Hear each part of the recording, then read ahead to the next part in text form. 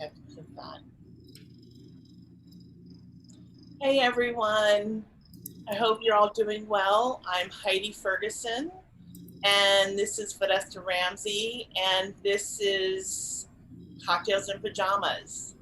And tonight, as usual, we will do a little check-in with each other, and also we have a topic at hand that we feel is really important and juicy.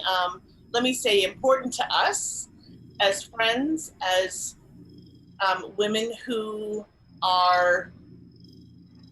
feel it's really important to have authentic relationship. I'm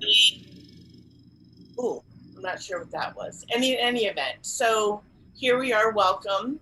And if you want, give a shout out, give a like, let us know you're here. We would love to know that. So, Vanessa, how are you? And that background, you're sitting in front of us. I'm well. First, I want to check because I do have a fan on. Are you hearing any of that? No. Are you hearing my white noise? No. Okay, good. Cool. Yeah, I am kind of sitting in this landscape here. Obviously, this is Portofino in Italy as I continue to life vision my trip to Italy. And I think I am so enamored by the vivaciousness of the colors, the vibrancy, the immediate energy of being away or on vacation, which I think we can have anytime. Yeah. So just cultivating that practice that it's the essence, not the form, that needs to be showing up in order for us to enjoy the fullness of our lives. So this is my way of infusing some joy into my day. Yeah. How are you, my love? What's going on over there? Yeah. Quick check-in, right?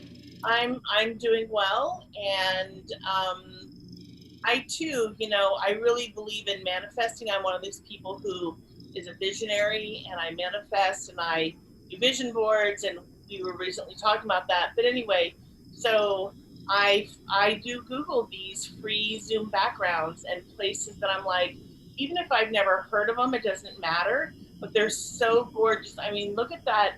It doesn't even matter if it's a sunset or sunrise, but the tropics, it just kind of has an Asian feel to it. Like and the woodwork, it's just gorgeous. And the foliage in the back and the pool, yeah, everything about it looks really relaxing, and I'm all about that for sure. Yeah. Yeah.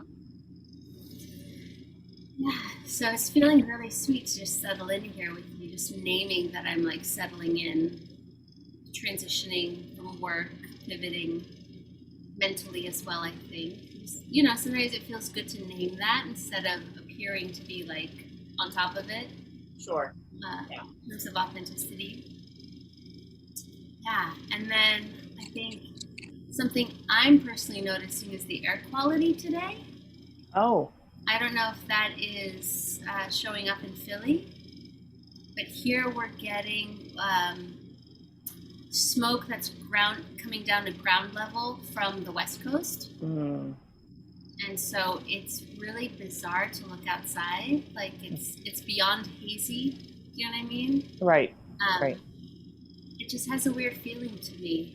Mm-hmm. To recognize both the interconnectedness, which I know, but to be like, wow, this is smoke from like Canada and the West Coast from like 100 wildfires that has found its way 2,500 miles. Because smoke has such small particles that can just kind of lift hundreds and thousands of miles.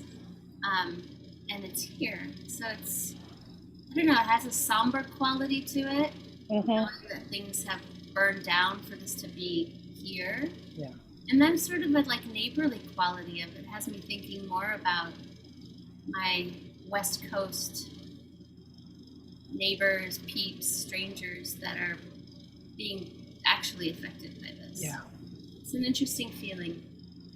Yeah. I think we have some of that going on here because it's been hazy. I think I noticed around 2:30, 3 o'clock. It's a very different look and feel Yeah.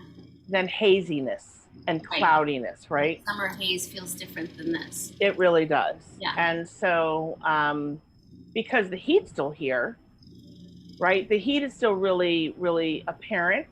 Um, because, with haze, there's like, it takes the energy of the heat off of the windows, because in our windows there's a lot of heat that permeates, but the heat is still here. So it definitely is the haze that has affected the air quality, and just our, I want to say, kind of absence of the sun. It's there's a veil over the sun, if you will, right? Yeah. Yeah. And I think it's because we've been talking about authentic relating and being honest about the space we're in. I'm really learning to name when something is actually in my field, maybe a little distracting, maybe just up for me, right? It's like it's not 100% of what's up for me, but it's like a 5% there awareness that, uh, you know, there are people suffering and that we're getting the visible after effects of that. Yeah. Yeah, for sure. Mm. um so I thank you for, naming that again and bringing that forth. It's interesting because earlier today I was on a call with another very close friend of mine that I do witness meditation with, and what is fascinating to me is in the relationships that I am fostering and wanting more of in my life is how easily and quickly I just kind of, dive right in and go deep, such as the mermaid, right? And I was noticing that, and a couple things that seem really simple for those of you who are watching and are wanting to manifest this kind of relationship in your life. One of the things that I think is probably the most important thing is to show up. Show up for yourself, show up for the other person, and um, make a choice. Like, you have to really, I personally feel like for me, I make a choice every time I show up for myself and you when we do this podcast, is not only physically show up, but also I make a decision to be authentic, to be real, to be vulnerable, to show all of my stuff, my, warts and all, as they say. And because without that, I I don't know how to do this otherwise, right? Mm-hmm. Yeah. Yeah, I love that, and it's something you've called me, into or had me step forward into when we were doing our weekend check-ins and then our Wednesday podcast. Like, hey, I see a little more of you off camera and on the weekends, and can you bring that to our sessions here? I also am holding this energy of like what you just said, where people might wait for it to happen or hope it'll happen, but they're not making a deliberate, conscious choice. Like, I'm about to talk to a friend. Where am I? What would I like to be seen in? How do I want to be, showing up for them? And then really going from there. I imagine there's a fantasy that like it'll just happen if it's meant to happen, versus it's a deliberate choice in each moment. Like we're not just like locked in here. We have to actually articulate an intent to do this every time. Right. Right. And there maybe because we've been friends for a while, it's also locked in a little more. But it still means like letting go of everything else that's going on in my world, at least. For sure. To be here, I would say to breathe, to even, as Janice said, like feel my legs, feel present, feel grounded. It's a mix of self-regulating co-regulating with really deep intention, Hmm. you know? Yeah. Yeah. Yeah. And I would say that for those who feel or believe that it will just happen, um, I want to be the first to assure you that it won't. And the reason I know that it won't is because over the course of my life, and I've been alive for over 55 years. So, over the course of my life, I've had many relationships, many friendships, and with the hope that this might be a person that I will be able to be myself with, that I will be able to share who I am with, right? And be, for whatever reason, that person either doesn't have the ability to go there or doesn't trust themselves or has a fear or whatever's going on for them. And if it's not met, like I put myself out there and the other person puts themselves out there, and let's say I do 80% and this person does maybe 40% or 50%,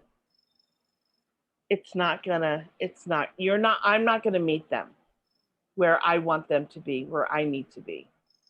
And so, um, and the other thing that I have learned the hard way, and almost I would even say emotionally painful way, is that I have to, for me to manifest and to cultivate these relationships, I have to continually put myself out there. And that is hard and it's scary and it's also really real. Like I know that if I want that from the other person, I have to do that myself. Because it's not magic. It's not just gonna happen. No. Woo! I felt some energy move when you shared that. Because it's that place of like you have the need.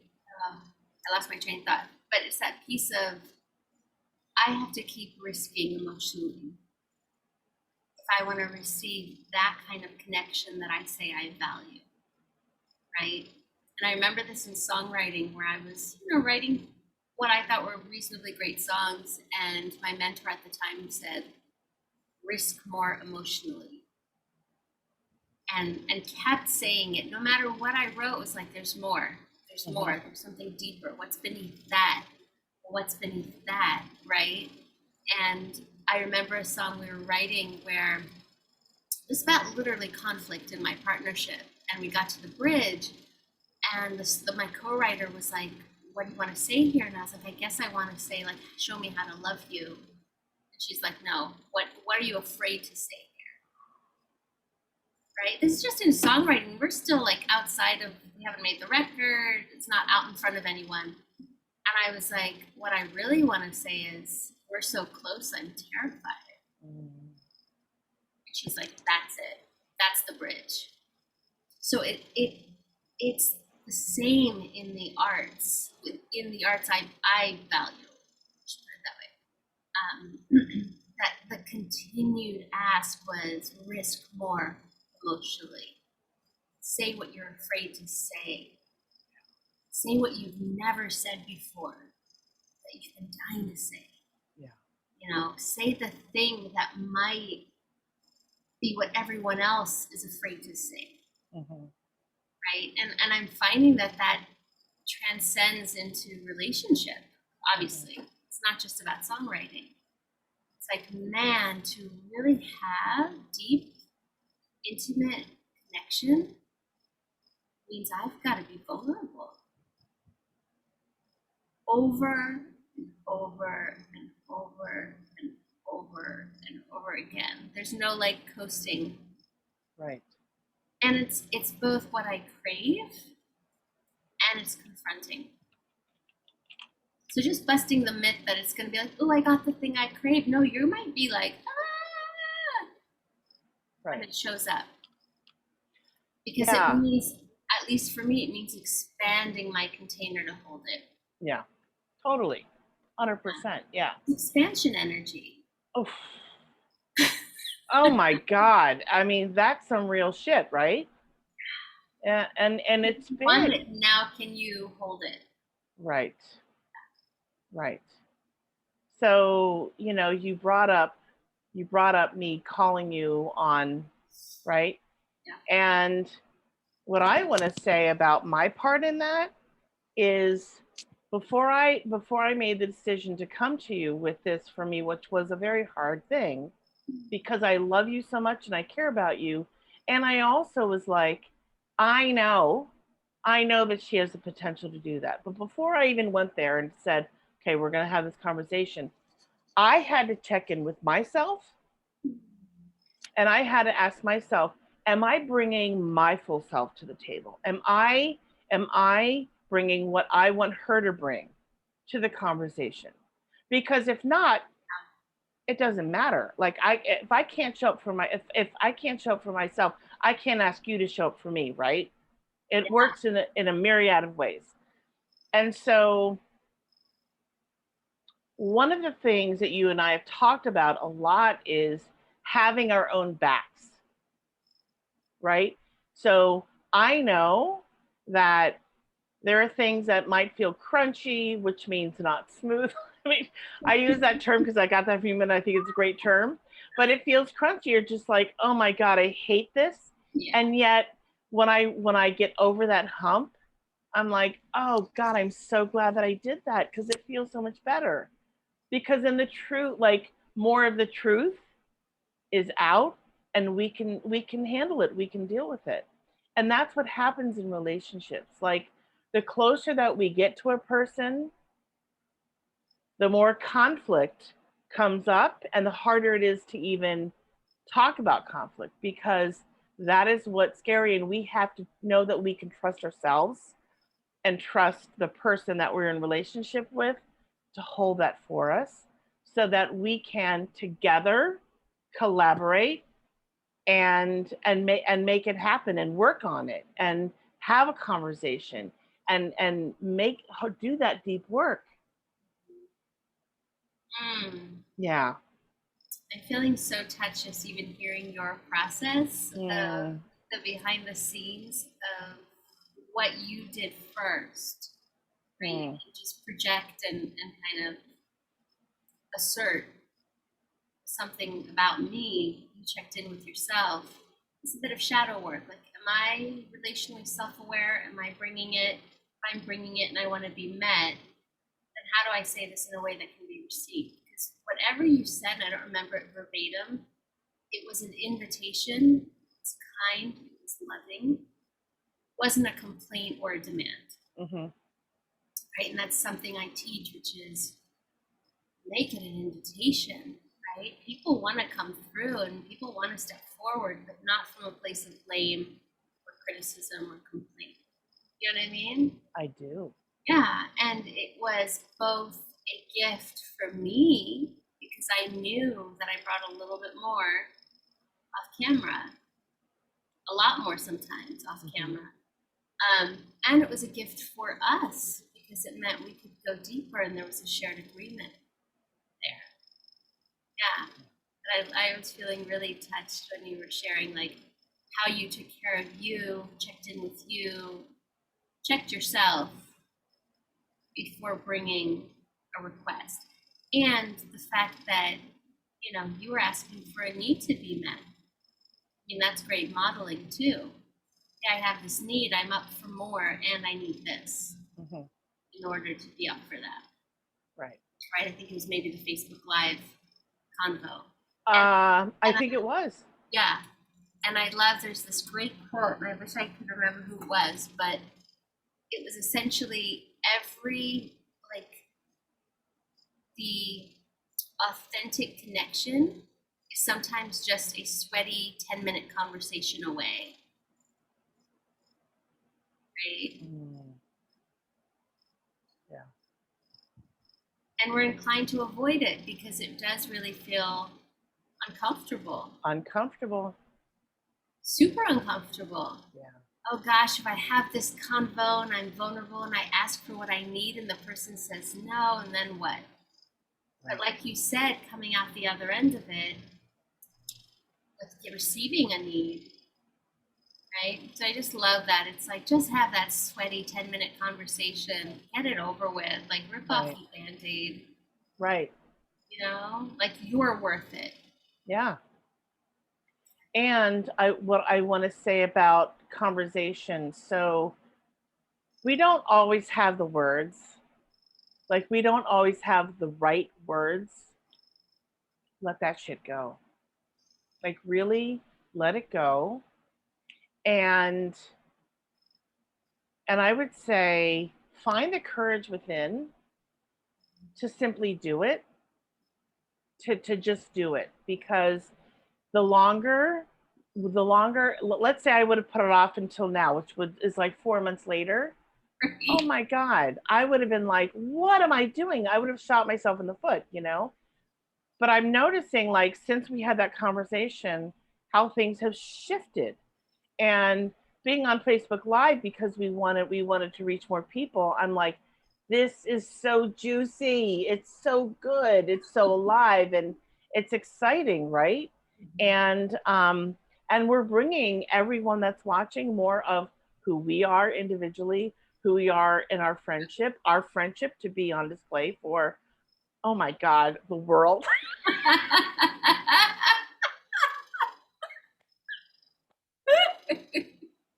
Would have thought, right? Right, right, totally, yeah. But all of it, Yeah. and it's really important. I just feel like I'm done doing bullshit. Like, not that we were doing that, but I'm just like, that is so in the past. I don't have I don't have the energy for it. I just don't. And the other thing that I would say is, if you're struggling with the right words of the conversation, so something I did just like yesterday, I finished this piece of work I was doing, and I I don't need to go into detail, but I was writing an email, and I had started the email last week, and then I met with Lindsay on Thursday, and we talked about it, and I just said I feel like I need a little more something to add to the email because I don't want to come across as the authoritarian. I just want to be in my authenticity and giving them coming from a place of that I really care about this thing, blah blah blah. And we record everything. We record all our sessions. I always go back and watch my work and her work. It's really lovely. So anyway, I went back and I listened to it and I was like, it was like two sentences. And it literally changed the tone. And it wasn't a harsh email to begin with, but it literally changed the tone. And it came and the way the words just were coming from a place of care and kindness and love, and I'm just like, that's what I want. And then the reply, she was so open to the email, to my words. I was like, oh my God, I honestly, I was just like, thank you. And these are all words, I mean, she's working in the records, Lindsay's working in the records, so these are all words coming from a higher place, from a higher our high, Grateful. 100%, yes. And so I was like, yeah,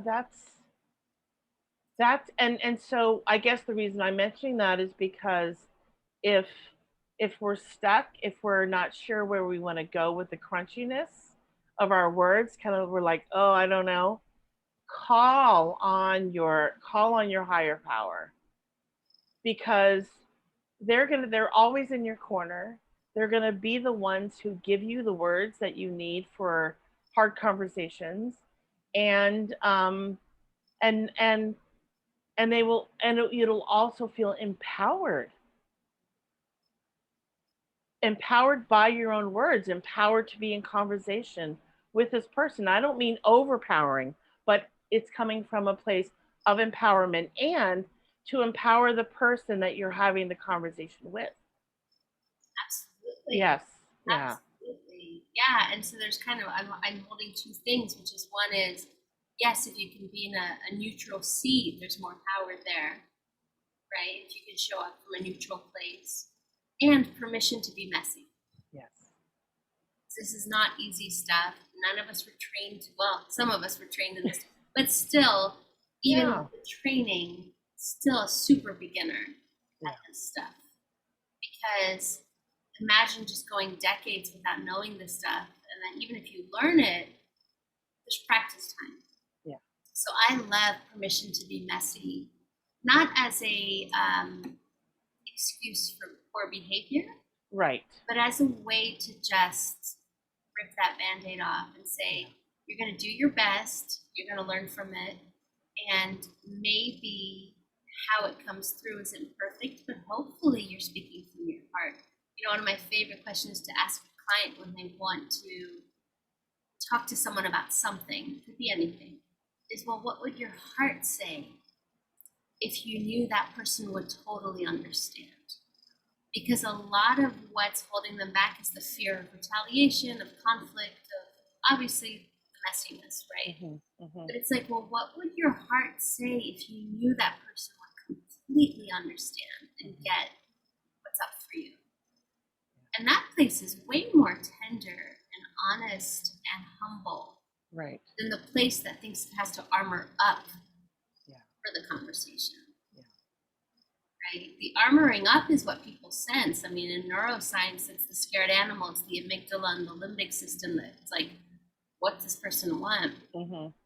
Because we're coming at it with a little bit of sideways energy. But if we're coming at it with like, what's my heart really want to say here? What do I actually really need from this friend? People can infer that understanding. And most people, I wouldn't say most decent people, want to come through for us if they can. If they can. I 100% agree with that. Yeah. Which comes back to that capacity conversation we were having yesterday. Yeah. Right? And I'm adding even to that, like, something I'm holding is that maybe my values are not someone else's values. Right. Because I've often put it into like, oh, they just don't have the capacity for a deep conversation. And I'm beginning to be like, well, what if that's a value of mine? And I'm trying to enlist someone who that's not a high value for them. Right. Into that.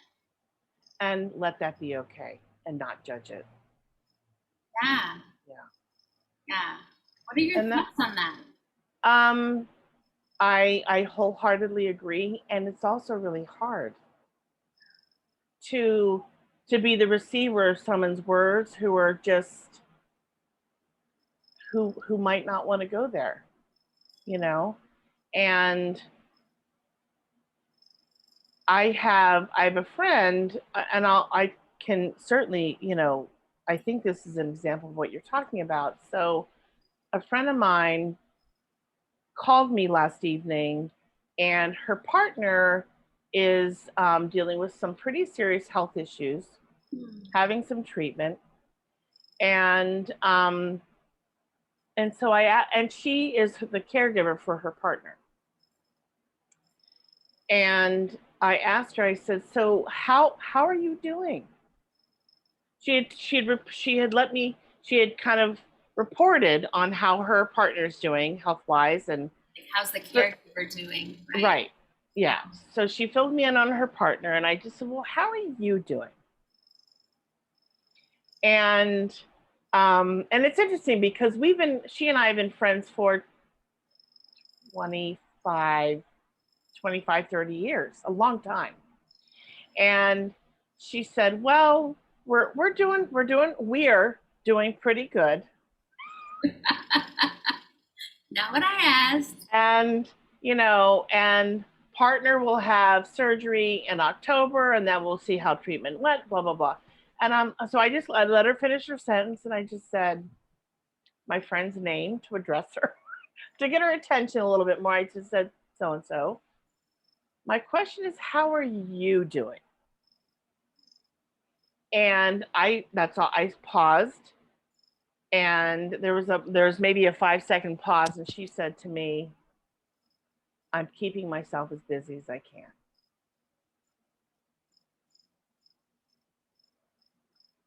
And I felt almost flooded, like I was able to kind of hold I was able to hold myself together, and I also, in those words, I'm doing my best to keep myself busy. um I felt her fear, I felt her uncertainty, I felt her maybe separateness, because when you have someone who is not well and the care, like, there's this, it changes the relationship. um there were a lot of things that came up for me, and I just thought, oh wow, this is a lot, and she's holding a lot, and I'm going to let her have that because that's what she needs right now, you know. um and my heart really hurt, like it hurt for her, because I wanted her to know that I was there for her. And when that was her response, I just thought, okay, this is, I'm just going to let this lie, because she's not ready right now to do that, you know. So in the past, she has been, but then there are times when people just, they need to, they're on survival mode. That's where a person might be sometimes, and it's painful and it's hard to see someone in that space. And the best thing that we can do as their friends, as their whatever purpose we serve, is to hold space. That's all. And that's what I did. Yeah. Feeling so much tenderness hearing that, because I'm also hearing like amnesty and being magnanimous, right? Like having nobility in how you treat her. Because, yeah, maybe there might have been a part of you that wanted to hear, I'm scared, things are uncertain, I'm freaking out, I need support. And in lieu of that, you got keep myself as busy as I can, which, you know, under stress, some people overfunction, some people underfunction. It's a coping Right. mechanism.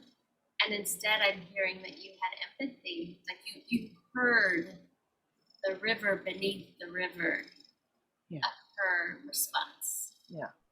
You got her anyway. Yeah. Oof. Yeah. It was a tough one. It was a tough one. And I just said to her, you know, I'm really glad that you called. And it's interesting. So I kind of feel like I'm maybe going off a little bit of tangent, but it is important because this is Okay. part of it. So what I want to say to everybody is that, you know how in life when we're thinking about someone and they send us a text, or they send us, or they call us, or they send us an email, they come up, they show up another way. That's not a coincidence. It's not a coincidence. And I personally don't believe in coincidences. And we can call it whatever we want. I call it like a God whisper, a spirit whisper. And for me, these are really these are spiritual connectors. And so I had been thinking about my friend, knowing that her partner's treatment started 6 weeks ago, 8 weeks ago, a while. You know, it's been a couple months, and she came to my mind, and I wanted to check in. And lo and behold, out of the blue, she calls me, and I just thought, wow, that's the way the universe works. It really is. And so I feel like you already know this, Fidesta. Yeah? Yeah. So for those who are listening, I want you to know that there's more work than just a coincidence. I believe there is a lot more uh, sacred and spiritual energy happening in those moments, and they're priceless. They're gifts, and and to move move towards those, like, check those out, get curious, stay curious, be curious, and be like, oh well, what is that, what does that mean? Because there's so much, and it's really rich, um and really beautiful too. Yeah, the universal breadcrumbs, right? The Yes. I have a sidetracked note, Yes. and I still want to come back to this, but this is the interesting thing with, that out of the telepathic blue, which I like to call it. Where last week, I would say from like Saturday through Tuesday or Wednesday, I was thinking, I kept getting the word Tamsine, which is a friend's name. I haven't spoken to her in a long time. And I kept getting that name, and she's the only Tamsine I know. And I was like, oh, I think she's in Australia. I wonder what she's up to. I should probably check in on her. And 5 days later, I get a book in the mail by a Tamsine.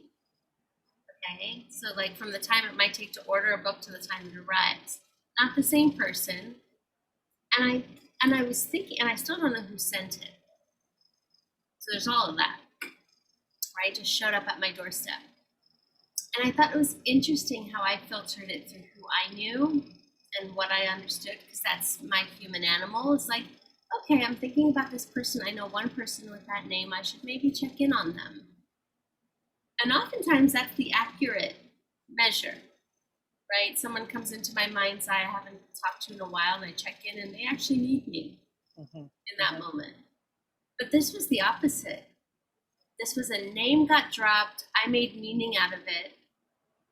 And now I've got this mystery fucking book. I don't know where it came from, why it's here, why it's got the name of that author. But something still happened in the ethers. Yeah. That name was on my mind for 4 days. And that I can't explain. And it's okay if I can't explain it. But it makes me marvel at like the WTFness of life sometimes. Right. Like that's weird and really cool, and means there's still magic in the universe. For sure. Yeah. Yeah. I 100% believe that. Yeah. So whoever sent that to me, let me know, because that's so mystery. And detouring us back to this place, right? Of I love, because this is what empathy means to me. I learned this from my friend Tony, that empathy is hearing what someone is needing, even if they're not saying it. And I think that with your friend. Yeah. Right? You still were hearing the need that was unspoken in that. And I have a lot of tenderness for caretakers. I think they are rarely, I think of my mom included, and my dad was injured many years ago. Like, to be a caretaker is this all-consuming thing, right? There's the person going through the stuff, and that's its own journey, 100%. But when you're the one who cares so much about that person, and you are the emotional labor of that, of carrying, of worrying, of being the more coherent one, not being the medicated or the one in surgery or the one dealing, right? But being the one that's like attempting to hold it together. I really think there should be like support groups for caretakers, and hopefully there are. It is a trauma and a burden of really high proportions, and a love of really high proportions. For sure. Yeah. So I just want to say that because it's close to home, having been taken care of by my mom when I was injured, and then having tag teamed with my mom when my dad was injured. Right. Of being like, every second of every day, the energy is like, how do I help this person? How do I make sure they're okay? What can I do next? Somewhat to the sacrifice of one's own well-being, right? Right. Yeah. Right. Yeah. I feel that a lot with my sister, who is caretaking for my mother. And thankfully my mom has been, for the most part really healthy, but a year ago, April, she broke her hip. She fell and broke her hip, and then a year later, April of this year, she she had some cardiac stuff, and my sister was just really handled it with a lot of grace. and a lot of care and no drama. Like she handled it like a pro. It was really impressive. And I just thought, wow, how how does one do that? You know, without anyway, how does one do that? I marvel at people who are caregivers, because it, like you said, it takes so much out of them, from them. Um, and there's a part of me that almost wants to say, like, it almost feels like a thankless job because it's not reciprocated. It's give and give and give and give. And in some situations, it is never ending. Yeah. And the So, person you're caring for, I want to say, is also so in the thick of it, they might not be appreciative. right. Right? So it's not the same as like you do some really cool solids for people and they appreciate you. It is a thankless job because on the whole, the other person is stuck in their own myopic view of their own pain and trauma. Yeah. And so they're not quite able to zoom out and go, wow, you're also in pain and trauma taking care of me. Yeah. Amen to Yeah. your sister. That takes some emotional fortitude and Oh, yeah. maturity to Yeah. handle. It really does. It really, really does. And I'm humbled by it, by her care for my mom, and deeply grateful that she was the one who stepped up and she was just like, I'm going to do this. Um, and my mom, it's interesting because my mom has seen my mom is 86, almost 87 in October. God bless her.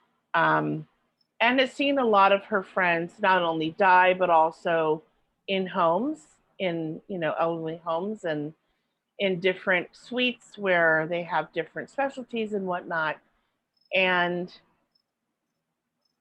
I don't remember, it doesn't even matter exactly which friend it was, but she did say to my sister, please do not, do not leave me in a home. Because it's a very, in some situations, and I would say many situations, it can feel like a very lonely place. And I think it is for a lot of people. Um, and so, and quite honestly, my mom doesn't need that kind of care. She's still quite mobile. She drives a little bit, Oh a no. little bit. She doesn't drive a lot, but she like for things that she needs, which and almost everything that she does, thankfully, is literally. So she worked, like, there's a gym at the hospital. She volunteers at the hospital, and it is literally a mile, if that, maybe three-quarters of a mile from her front door. So we're really grateful for that. But anyway, and all her friends are kind of in the same boat. They're all around the same age, and also very careful about going out into the wild because of COVID and whatnot, and what's happening with the world, and so she's being very cautious. Which, not that she was ever wild anyway, but I'm just appreciating that she's staying put for the most part. And so I'm not. None of us are, because I have three siblings. None of us are worried about her all the time. So that gives us a lot of peace of mind. Yeah. You know, but anyway, I feel like I digressed a little bit. But anyway, my sister is just doing an incredible job with my mom. And yeah, so it's been, thankfully, a really positive, it's been a positive experience. Yeah, Mm. Shout out to your sister and all the caretakers who are all the caretakers. thanklessly doing something with such love and sacrifice. Mm-hmm. It's a fair word for a lot of caretakers. It's absolute sacrifice.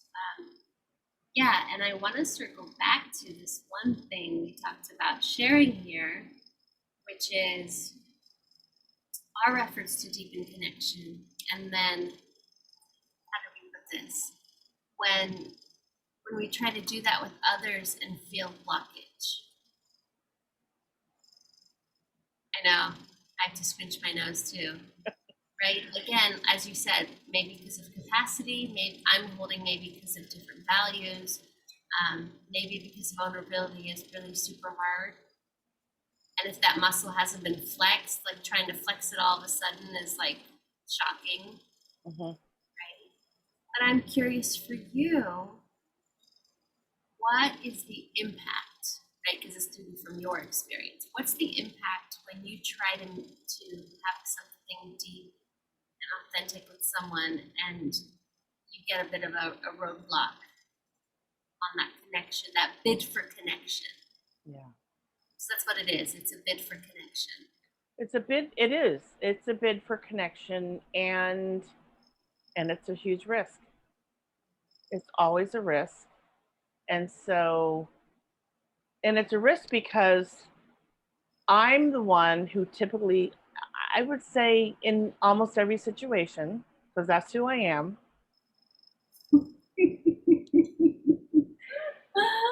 good or bad, it's who I am, and I'm not going to apologize for that. But I will always be the one to put myself out first, and so if I feel there's potential, I might give it a second try. But from the for typically I can usually tell from the first attempt whether what's coming back, right?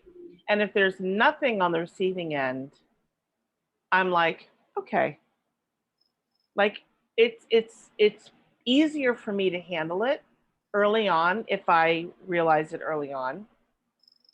If I see some potential and I put myself out there a second time, it stings a little bit. It stings a little bit. That makes If sense. if there's been if there's been an attempt and a second attempt and then some exchange and then some pullback, then there's a little more pain. The sting feels more like a pain in my heart. And it's interesting as I'm processing through this in the moment. I'm hearing, I'm hearing the second agreement, which is don't take anything personally. Wow. Whew, that's big. And it's hard to not take it personally, right? Especially when we've engaged with someone and there's been some back and forth. Um, and so as I think about, I can kind of pretty quickly think about at least 7 or 8 people in the moment that I have had exchanges with where I was like, there's some potential there or whatever, that we've gone a little bit further, there's been some back and forth. And I'm like, no, they weren't the right person. They weren't the right person. And because I've done a lot of work on myself, I'm clear that that is not who spirit meant for me to be in my life in that way. And so I feel like I'm being protected, like I'm protecting myself, but I also know that spirit has my back. You're being Be- discerning too. and yes, of course, and I'm being discerning as well. And spirit wants me to have these kinds of friendships. Like these are sacred, 100% sacred friendships and relationships that are so meaningful to me. And so at this point in my life, I'm okay letting that stuff go. Like it's a lot easier as one gets older. But if for those who are kind of like on the beginning end of this journey, if this is what you want in your life, if this is what you value, and you want to, cultivate and manifest these friendships and relationships in your life, a really, like, I want to say, exercise that muscle as much and as often as you can, because it's not going to happen the first try, and it's not going to happen the second try, or And the third or the the fifth. muscle being The muscle being keeping your heart open, trusting yourself, having your back, being vulnerable.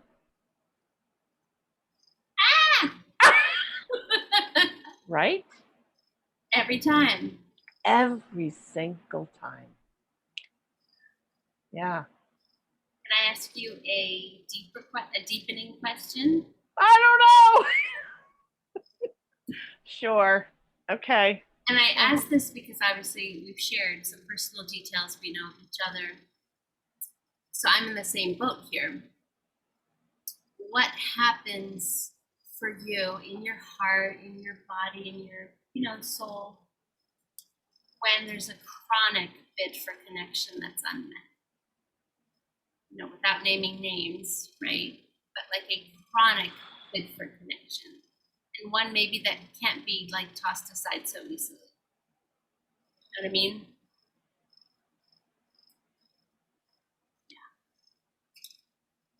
That's a little harder. It's a little harder, and I will say, in hindsight, it's easier to respond to. So that's where I'm coming from. Okay. And I need a moment. Let me just check in with myself. I know. I'm feeling the tender ache of that.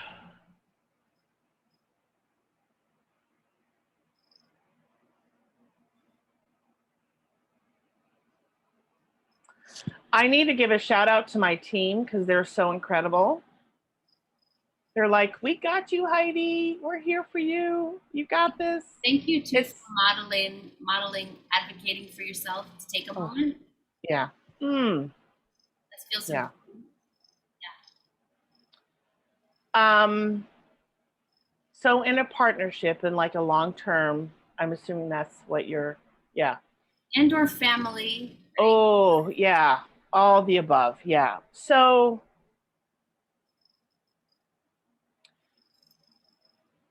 your question was what exactly? How does it feel? What's the impact for you when a chronic bid for connection goes unmet? Yeah. Okay.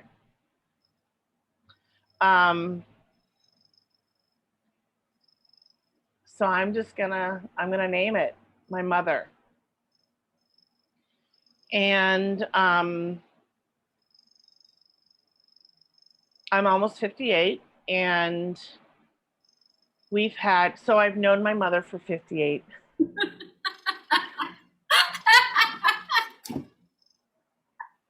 little hair longer maybe in the womb, but yes. Yeah, long time. Yeah.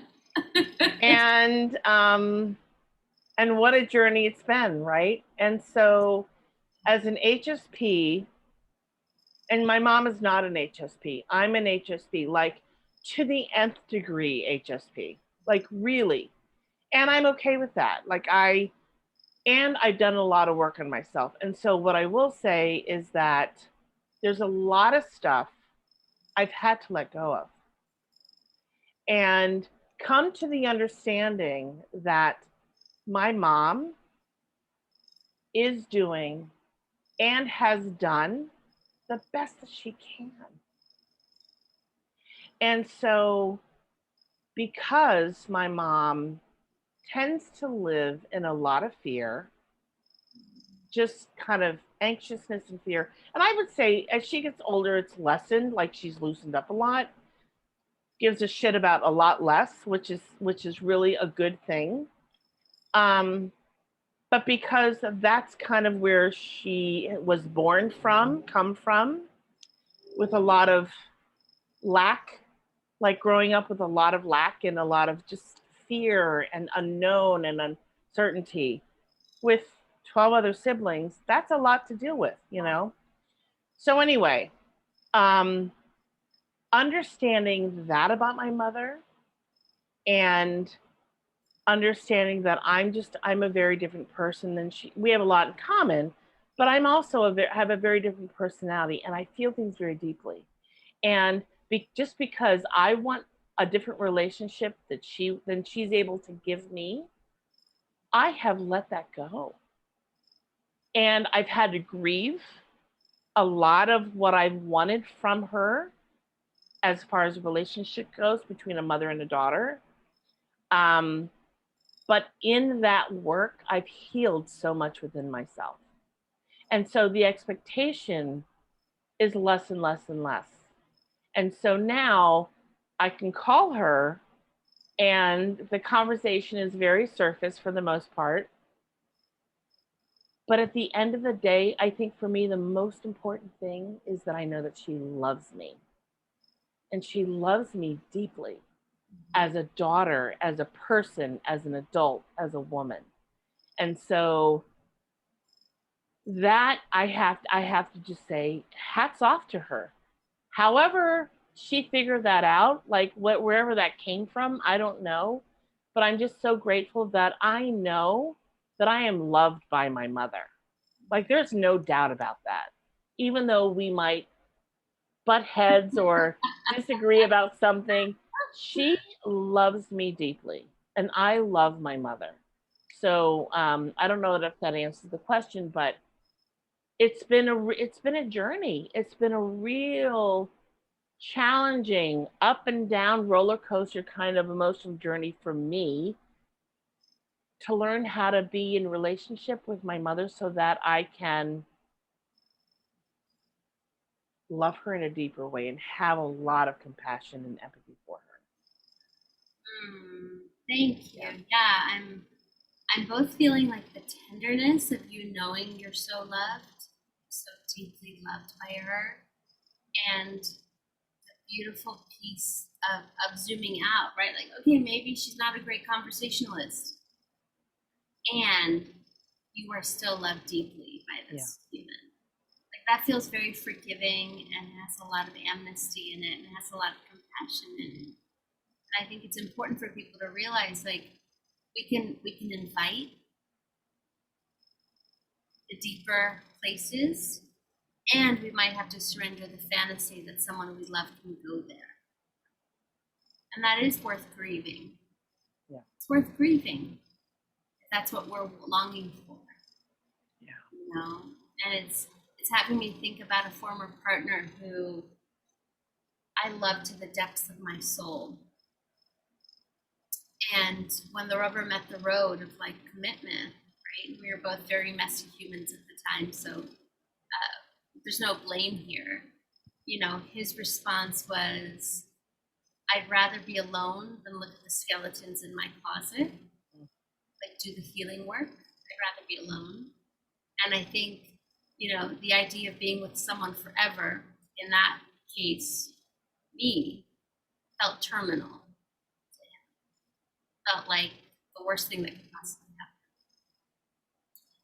And I remember, I mean, this is a bigger bid for connection than a conversation, but this was a bid for someone to do the same kind of work, same kind of growth oriented work, to heal probably similar wounds, to then be able to step forward into healthy partnership.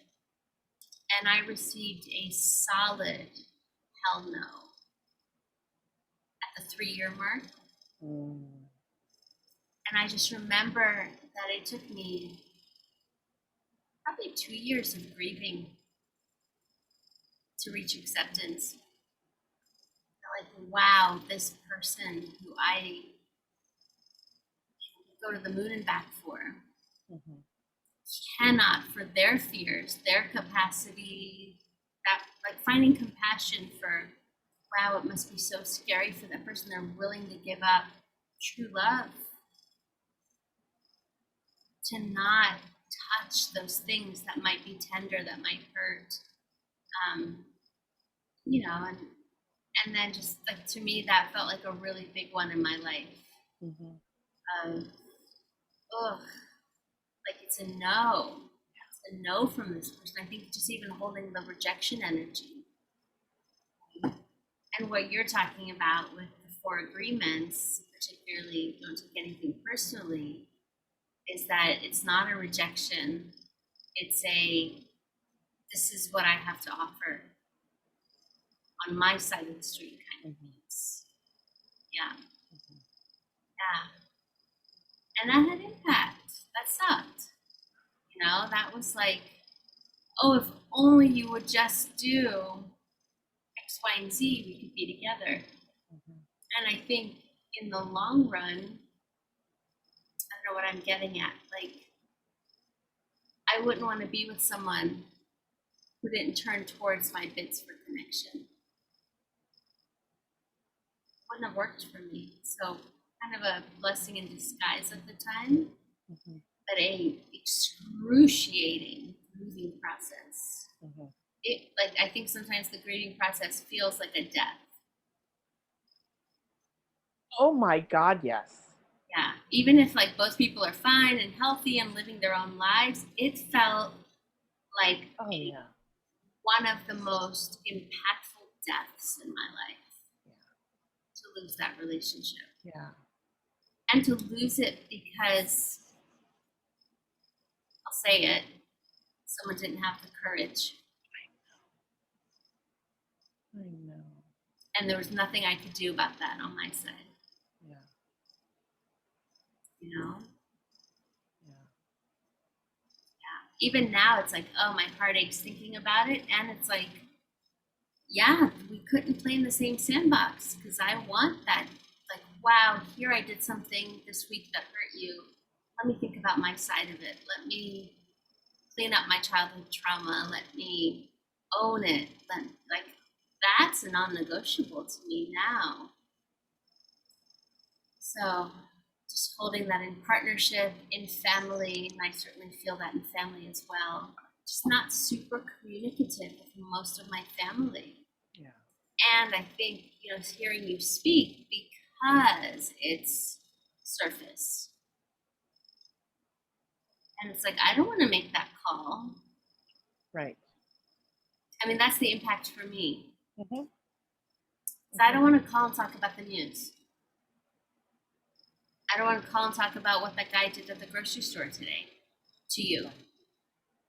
I want to know what sets your blood on fire, what's inspiring you, what's a dream you've had that you still have that didn't die over the decades. Like, I want the juice, you know?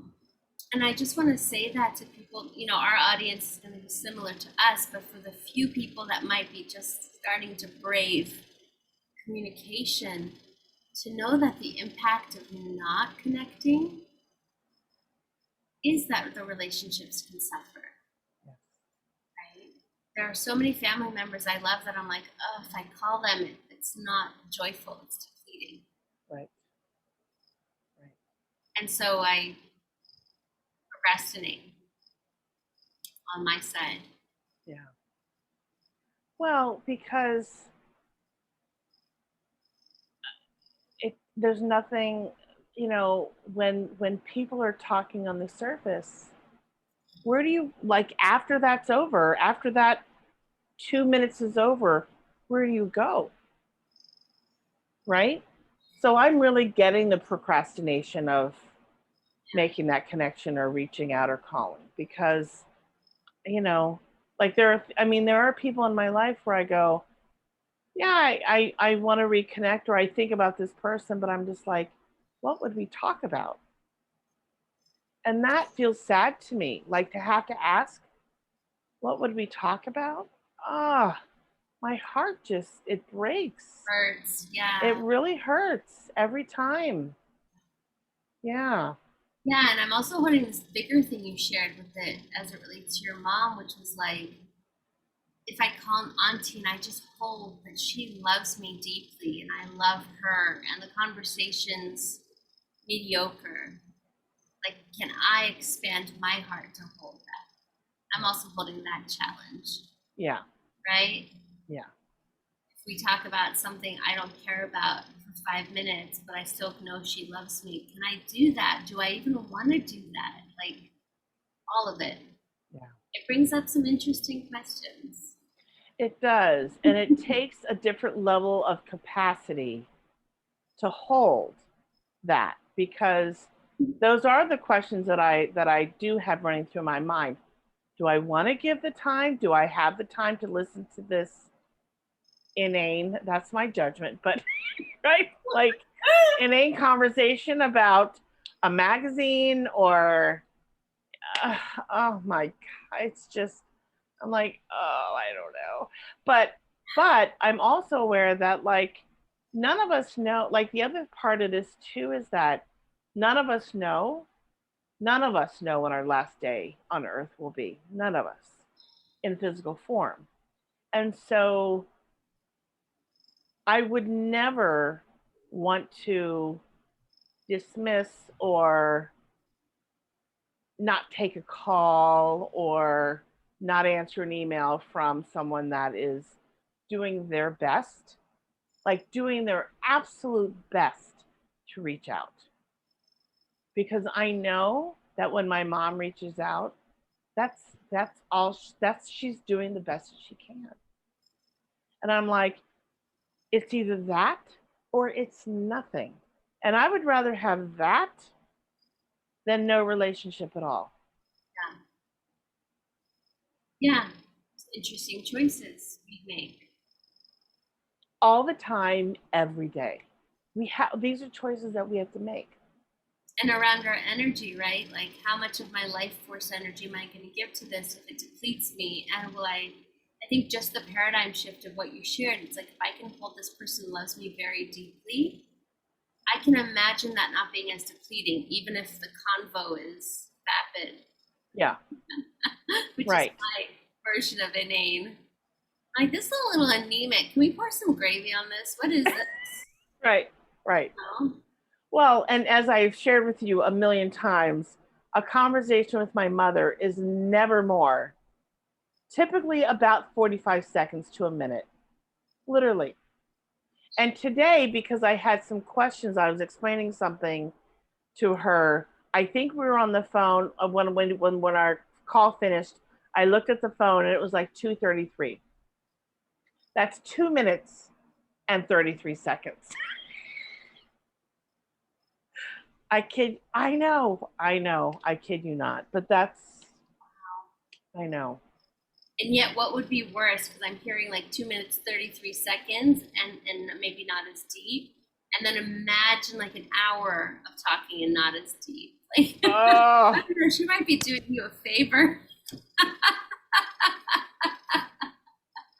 I think she is on some level, right? I do. I think she is. Yeah. Oh my God, that's so funny. Yeah, I know. Yeah, and if I would say the thing that supports me most in my relationship with my mother is reminding myself that she's doing the best that she can. She doesn't know anything else. She's doing the best that she can. Um, that's been kind of with my mother my motto, to kind of be able to be with her Yeah. in a more positive and optimistic way.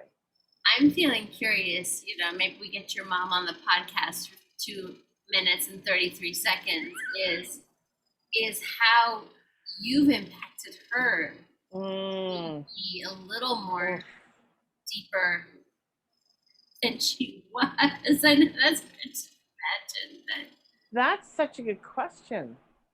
That's, you know what, I would be curious. I'm really curious I to can't know that. imagine you haven't impacted her. Oh, I'm sure that I have. I'm sure I've impacted my family.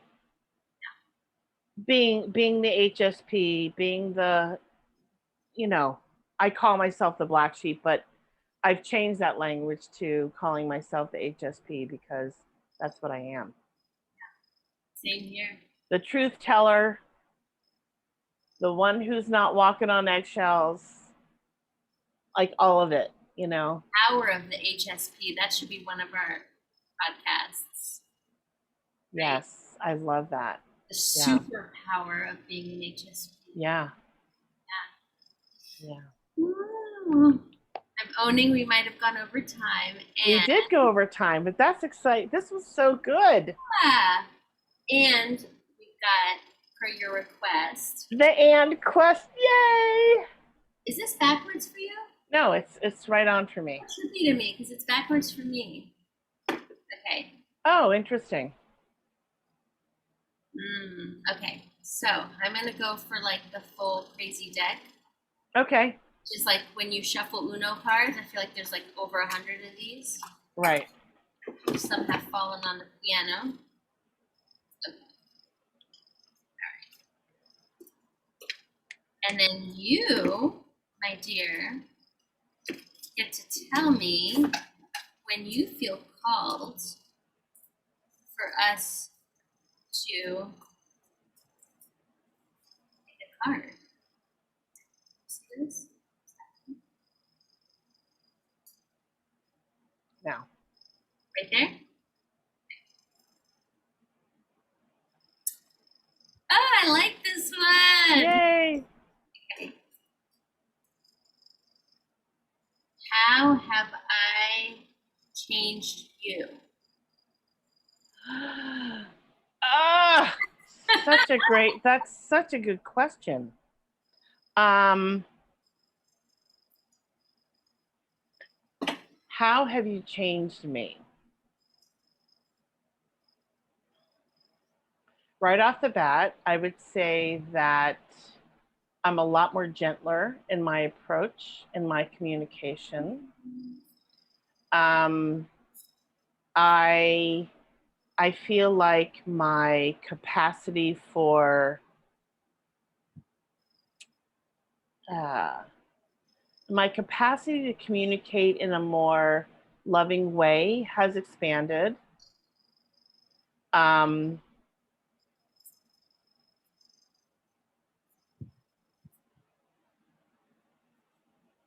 and I'm going to add a little something to the question. It's not, but I've been wanting to say this for a while.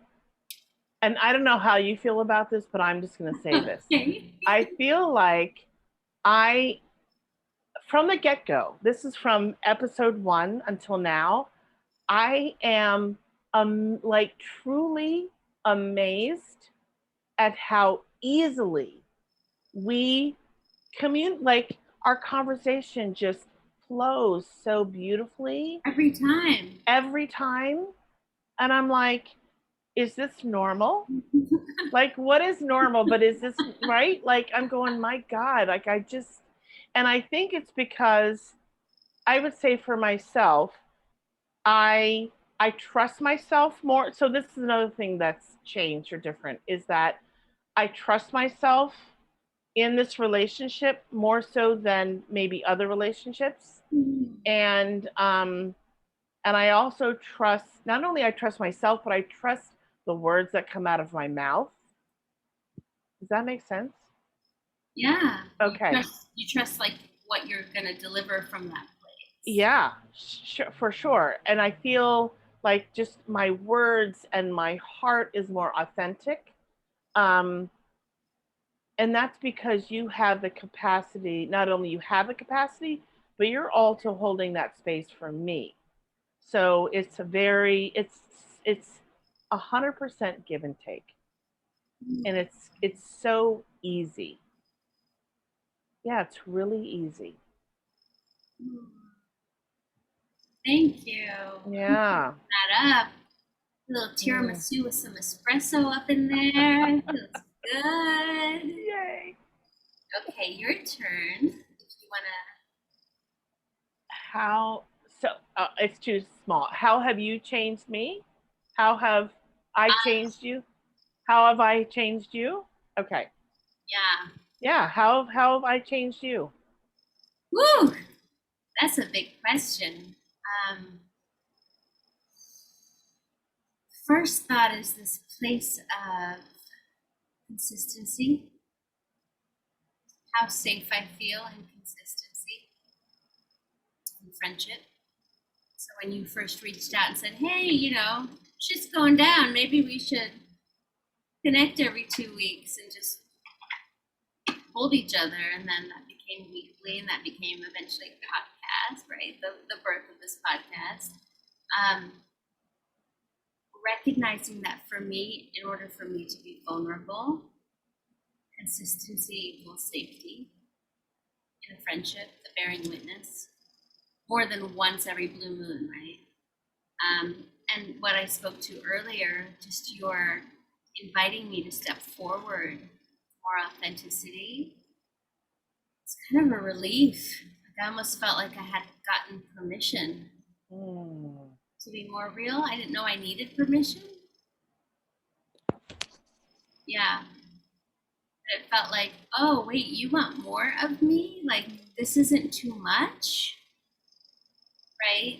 I've worked on as an HSP feeling like too much. So to have you be like, I want more, was like, I don't think I've ever heard anyone say that.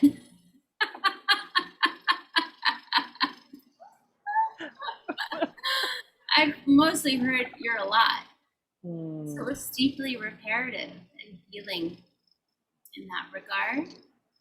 And then to speak to this flow piece you're talking about, I have felt from the moment I met you just absolute acceptance. And so you've been modeling that for me. Wherever the conversation goes, however I'm feeling, the days I show up with my hair in a bun that looks like a cat attacked it and I'm crying, you treat me just the same as you treat me on a day when I show up with my dangles and my lipstick. You know, just the deeply reparative piece of like you're loved no matter what shape you're in. That has been pretty seismic in my own, like I can feel it in my like upper chest, throat, heart, like, oh, I'm accepted. And if I'm accepted, I'm okay. So sense of belonging too. You really give me a sense of belonging. That just makes me wanna get in your pouch, shake shit up somewhere esoterically. You've changed me in some pretty remarkable ways for the better, all for the better. So thank you, my friend. Thank you.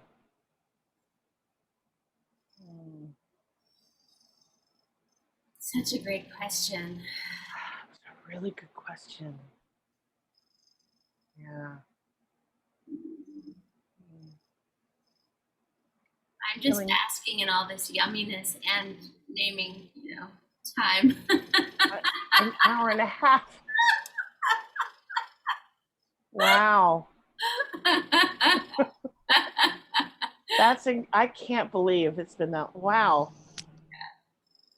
But I'm so glad that we took the time. Totally, me too. Yeah. Yeah. What a great conversation. Yeah.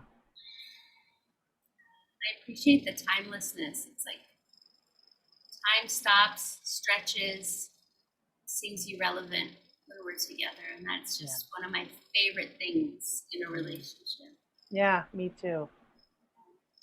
Me too. Thank you, friend. Thank you, friend.